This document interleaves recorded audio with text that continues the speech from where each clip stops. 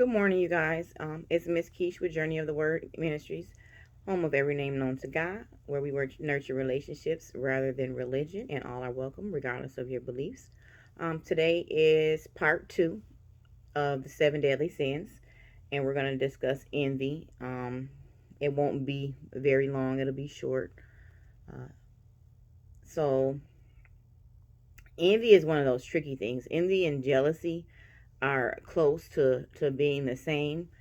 Envy is when you really deep down inside have a desire to have something that is belonging to someone else.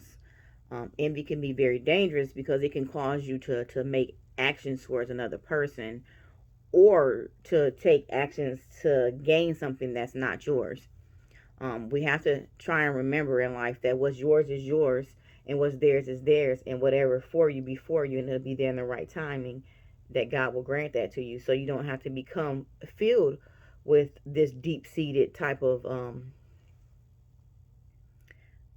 maybe animosity and anger. Like, why do they have that?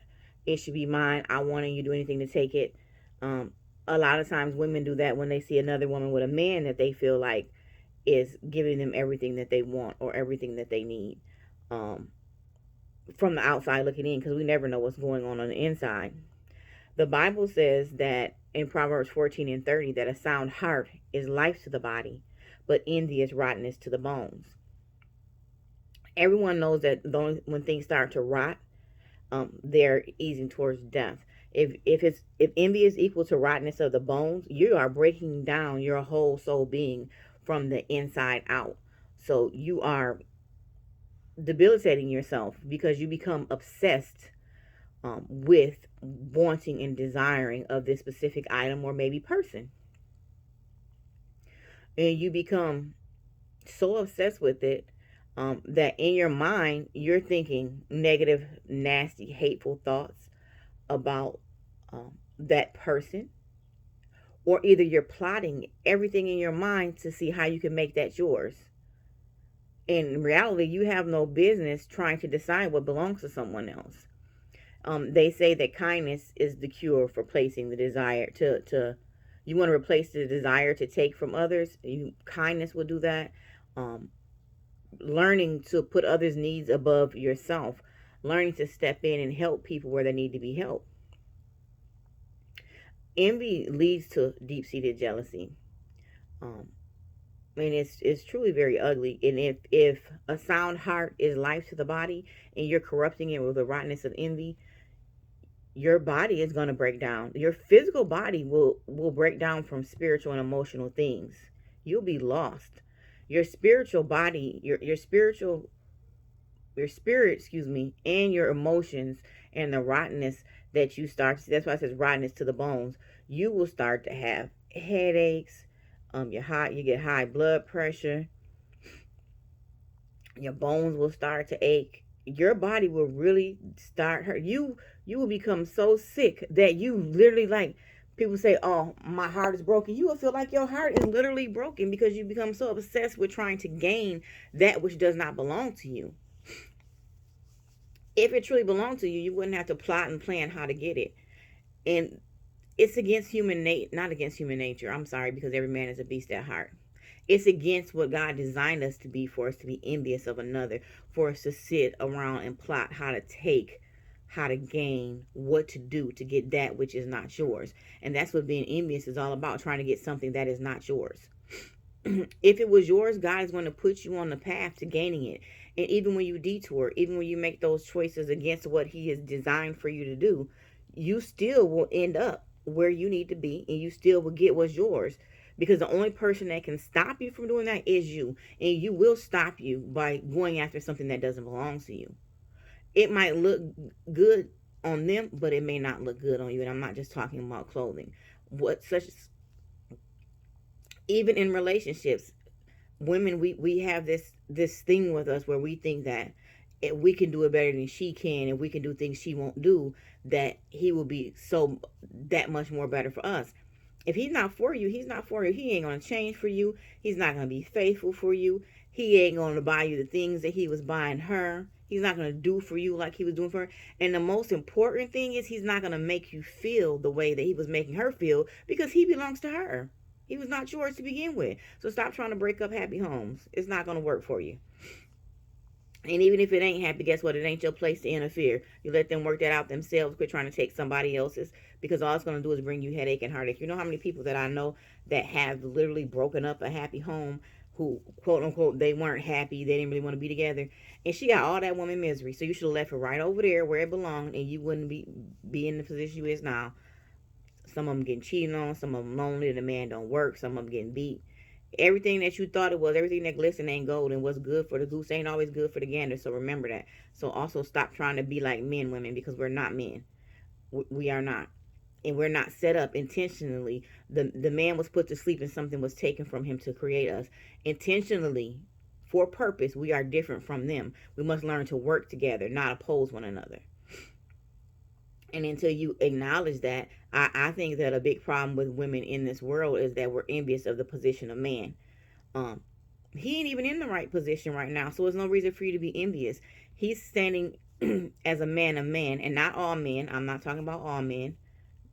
I don't ever want to, even if I make a blanket statement, I never ever mean universally, because we can never say that every sex, every person, every race is doing one thing, because it's not true. But we as men and women are both operating incorrectly. So there's no reason for a man to be envious of what a woman has or can do, and there's no reason for a woman to be envious of what a man has and can do, because we're not operating correctly anyway. Each household to each his own. You guys walk in the laws of God and manufacture and produce how you see fit. If he likes to cook, let him cook. If you like to work on cars, go work on cars. Now, don't be trying to do stuff you can't physically do, or that you truly don't have an interest in, just to prove you can do it, because the only person you're making unhappy is yourself. And there's no point in that. You might think you want someone's position at work.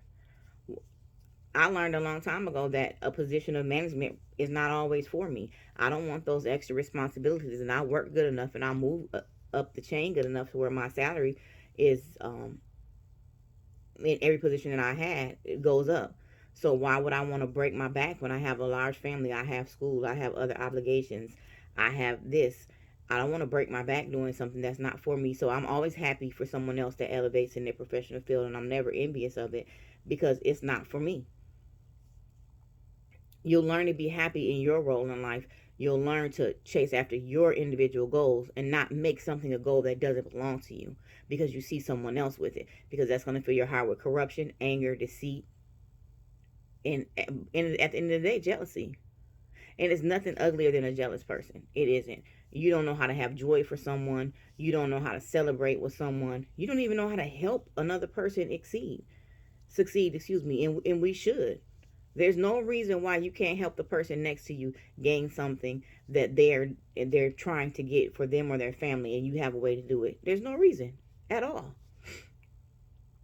So once you start having ill will towards someone, once you start making a plan to get something because you've seen someone else with it, or to take something away from someone, I want you to look real deep and find out if it's coming from a place of envy because you're angry and hateful to see them with it, or because you truly desire for yourself. And if you desire for yourself truly, then find an independent way to go about it. Find a way, not theirs, to get your own. And don't be trying to hold them back. Don't try and get them in positions where they'll lose what they'll want. Stop yourself before you get there. And when you pinpoint an envious trait in you towards someone or something, start immediately working on it. Start applying kindness and love and gentleness to the situation so that you'll stop doing it. It's not going to help you. You're not going to succeed. It's not going to be what you want. And a lot of you probably are saying, well, it succeeded for me. Well, but honey, just wait, because that situation is going to blow up in your face, because God doesn't bless no mess, and that's period. It don't matter. And ain't nothing good in something that's bad. You can't do bad things with good intentions and think that it's a good thing. Good intentions don't correct the actions of a person. Good intentions don't excuse bad behavior. Good intentions don't excuse disrespect, disregard, and total malice towards God's word towards another being. It doesn't. And because you want to be happy is not a good enough reason to be envious of someone or something to the point where you've become obsessed with getting it. That's a road. That's a road to destruction for you. Remember, it's a quick way to having rottenness bones. Bones is your structure that holds your temple up that God has created you, and you physically and literally can become sick and downtrodden from the actions of being envious of someone and trying to take what they have. You would like for your heart to be a, how do you say, let me see, you want your goal is to make your heart be full with love for others, kindness, respect, nurturing, um, not envy, jealousy, malice, hate, because that's what it'll all lead to if you allow envy to take over you. God will always give you what is yours. It may take a while depending on your decisions, because remember we have free will, but you will get to it, and it will be yours. So don't worry about it. Celebrate with your friends. Celebrate with your neighbor. Be happy for them. Help them if they need help. Be kind. Lend a helping hand. And when you go about helping others get what they need, God will go about helping you get what you need. Don't worry about if they can pay you back. Don't worry about what they can do for you, because that's not truly being kind. Make an effort to intercede and help others whenever you can, wherever you can. That doesn't um, compromise your morals or beliefs and doesn't put you too far back. And God will take care of you. He really will. I have a deep belief that the only reason that I have survived financially um, over these years is because I never hesitate to give. Now, I don't have the ability to be sowing hundreds and hundreds and hundreds of dollars into my tithes at church, and that's honestly not what I'm talking about. Yes, you do need to pay your tithes and offerings at the church, because the church helps those that you don't see. The church's hand expands a lot larger than yours does because they see a lot more people. But what I mean, in your day-to-day, everyday life, what are you sowing into? Does someone need some gas? Does someone ask you for some groceries? Does someone need some shoes for their children? Um, I have never ever hesitated. And you want to know what I've learned because of the positions that I've been in? No gift is too small. None. $5, I've been in a position where $5 can save me. So if I have $3, if I have $5, if I have $7, and somebody is standing out somewhere, I'll give it to them. If I'm walking out of the grocery store and somebody is there with a sign for food or work, I'll give them the food if I don't got no money. You honestly never know what'll make someone else's day. I have a lot of children. I keep a lot of things. I always have. Borderline hoarder, y'all. Working on it. But I have been able to bless so many people with the things that I have. I don't keep it for myself. Where someone has a need, that's the ability for you to grow a seed. And if it's not enough for what you have, it's enough to sow somewhere else. Just remember that.